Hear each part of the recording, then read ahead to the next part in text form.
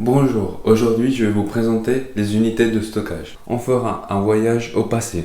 J'espère que ça va vous plaire et va vous aider à mieux comprendre cette technologie qui s'est inventée il y a déjà beaucoup de temps.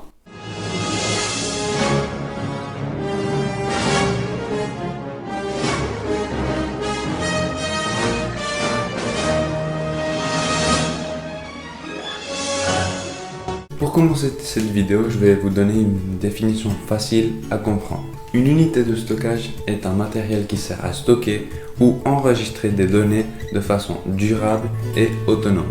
Les unités de mesure de ces matériaux peuvent varier. On a les mégabytes ou mégaoctets, on a les gigabytes ou gigaoctets et finalement la capacité la plus grande, teraoctets ou le terabyte. Après cette petite explication de la définition et les unités de mesure, on va passer aux familles d'unités de stockage.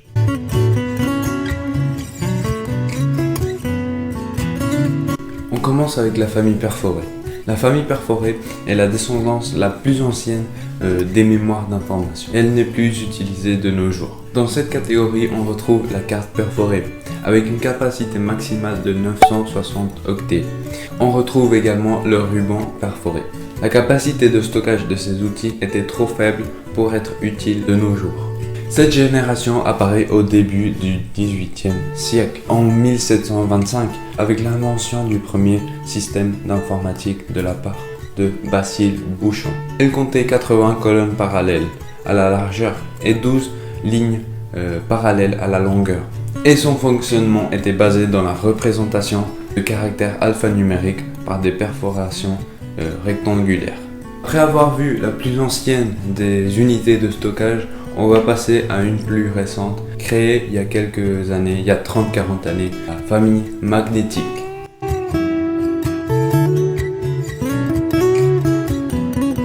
La famille magnétique commence à avoir lieu après l'invention de la bande magnétique en 1928 par l'ingénieur allemand Fritz Flömer.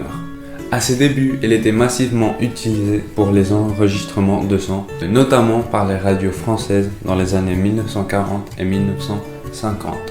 Par rapport au ruban perforé, la bande magnétique avait une capacité majeure de 184 kilooctets à 1200 kilooctets. Elle utilise les principes de la magnétisation, champ magnétique, aimant, courant électrique sur des supports faits de matériaux ferromagnétiques. Quelques exemples de cette famille peuvent être la disquette avec une capacité utilisable de 80 kilooctets, le disque dur avec une capacité de 5 mégaoctets en 1956, puis une capacité de 15 teraoctets en 2020. Le disque dur de nos jours a un prix qui peut varier selon sa capacité entre 100 € et 800 €.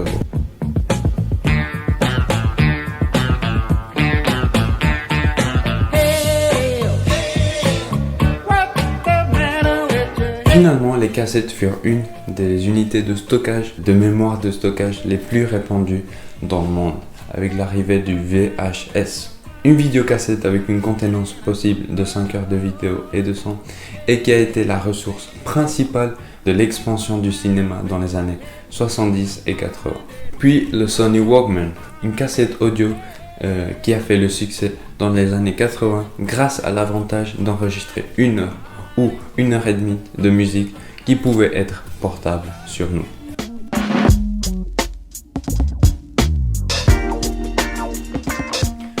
La famille optique commence à prendre forme au début des années 80, mais ce n'est pas jusqu'à l'initiation de la décennie suivante quand l'utilisation du compact disc, le CD, commence à se démocratiser, donnant lieu aux nouvelles technologies et remplaçant les supports analogiques. La particularité des disques optiques par rapport aux précédentes formes de stockage est que leur fonctionnement repose sur la numération, c'est-à-dire le binaire.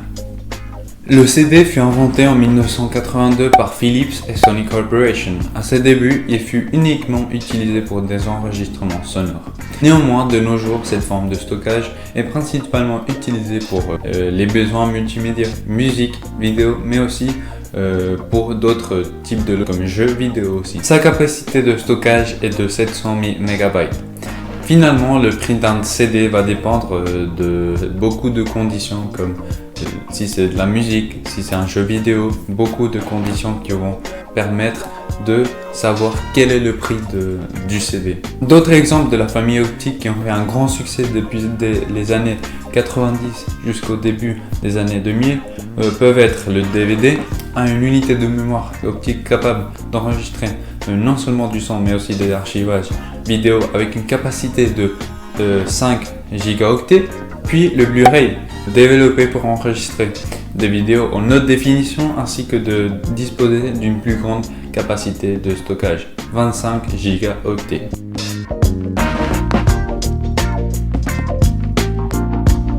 Pour finaliser cette vidéo, on va parler de la famille Flash, la toute dernière branche de stockage qui est apparue il y a 25-20 ans avec l'invention de la clé USB en 1996.